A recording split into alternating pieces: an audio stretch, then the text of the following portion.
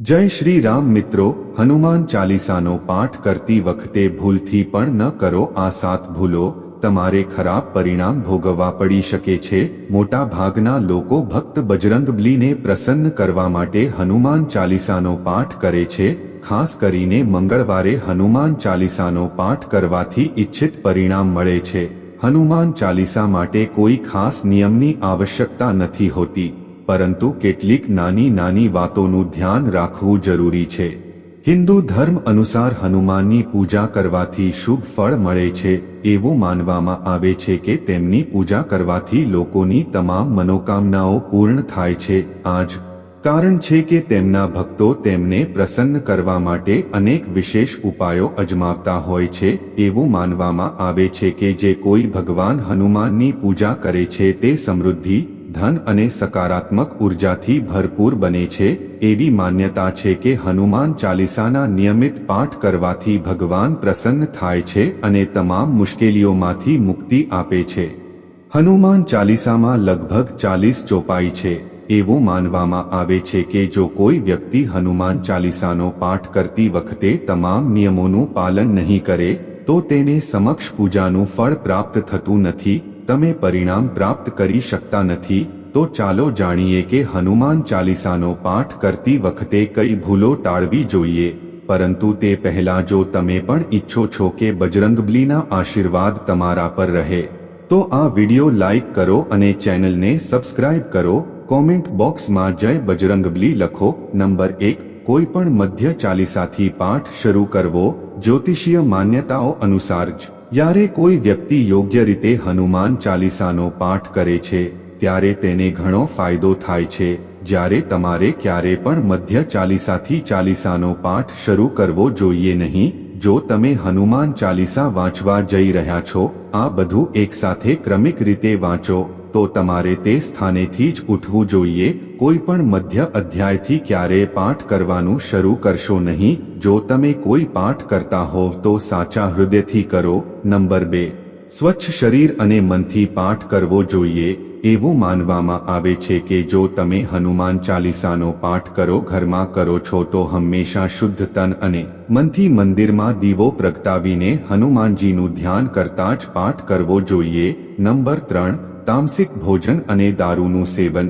જો તમે હનુમાન ચાલીસાનો પાઠ કરો છો તો ખાતરી કરો કે તમારે ભૂલથી પણ તામસિક ભોજન કે દારૂનું સેવન ન કરવું જોઈએ. આમ કરવાથી તમે હનુમાનજીના ક્રોધનો શિકાર બની શકો છો.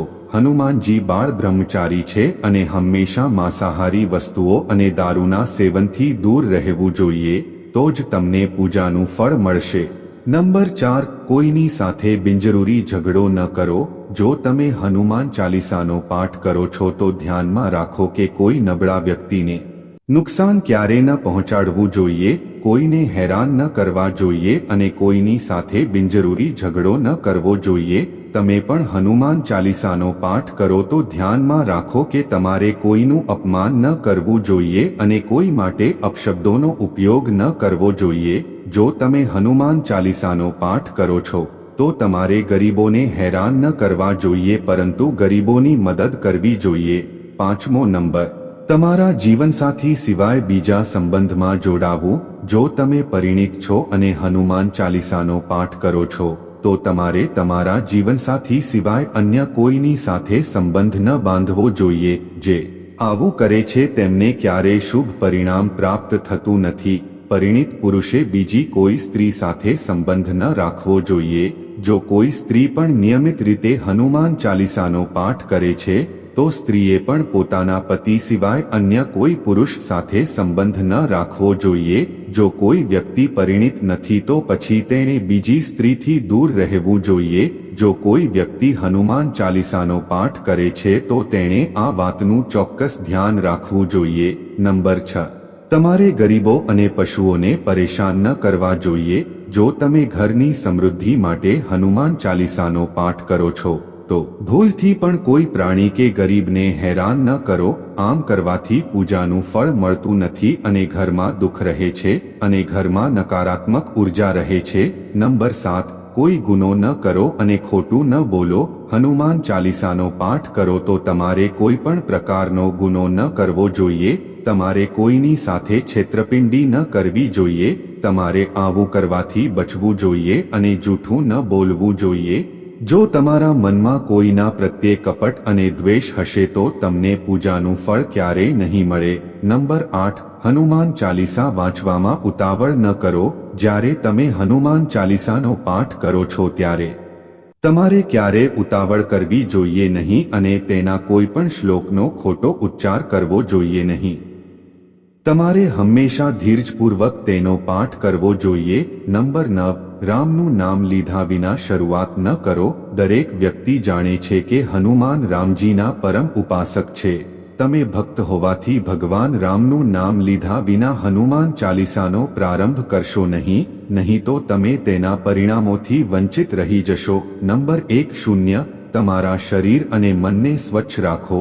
હનુમાનજી અને તેમના પ્રિય શ્રી રામનું ચિત્ર સ્થાપિત કરો. આ પછી તેમની સામે પાણીથી ભરેલો પત્ર રાખો. ઘરમાં હનુમાન ચાલીસાનો પાઠ કરતી વખતે ઓછામાં ઓછા 3 વખતથી 108 વાર ચાલીસાનો પાઠ કરો.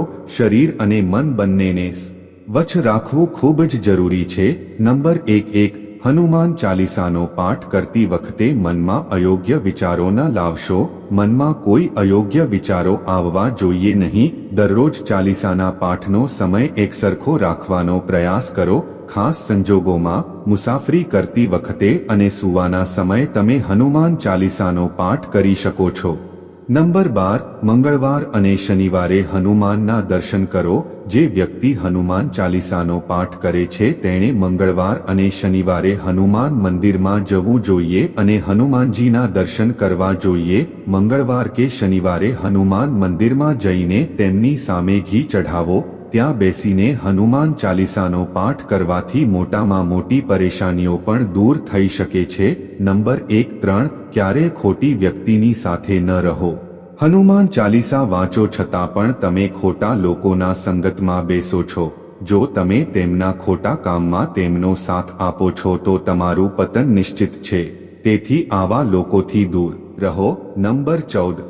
જ્યોતિષ શાસ્ત્ર અનુસાર મંગળવારના દિવસે 3 વખત પાઠ કરવો ખૂબ જ શુભ માનવામાં આવે છે. જ્યારે તમે પાઠ કરો ત્યારે સૌપ્રથમ એક વાસણમાં પાણી ભરીને રાખો. ત્યારબાદ જ્યારે હનુમાન ચાલીસાનો પાઠ પૂરો થઈ જાય ત્યારે તે પાણીનું સેવન કરો. તેનાથી તમને ફાયદો તો થશે જ પરંતુ હનુમાનજી પણ તમારા પર પોતાના આશીર્વાદ વરસાવશે. નંબર 15. સૂતક કાળ. પરિવારમાં જ્યારે કોઈ વ્યક્તિનું મૃત્યુ થાય છે ત્યારે ત્યાં સૂતક કાળ માન્ય રહે છે. જ્યાં સુધી આ સૂતક સમયગાળો ચાલે ત્યાં સુધી આપણે હનુમાન સહિત અન્ય કોઈ દેવી દેવતાની પૂજા ન કરવી જોઈએ. આ સમય દરમિયાન મંદિરમાં પણ પ્રવેશ કરવો નહીં. મિત્રો, તમે આ માહિતી તમારા બધા મિત્રો સાથે શેર કરી શકો છો અને ચેનલને સબસ્ક્રાઇબ કરવાનું ભૂલશો નહીં અને વિડિયો લાઇક કરો. તમે અને તમારા માતાપિતા સ્વસ્થ રહે. અમને તમારો પ્રેમ અને સમર્થન મળતું રહે. કાલે મળીએ એક નવા વિડિયો સાથે. ત્યાં સુધી જય શ્રી કૃષ્ણ. રાધે રાધે.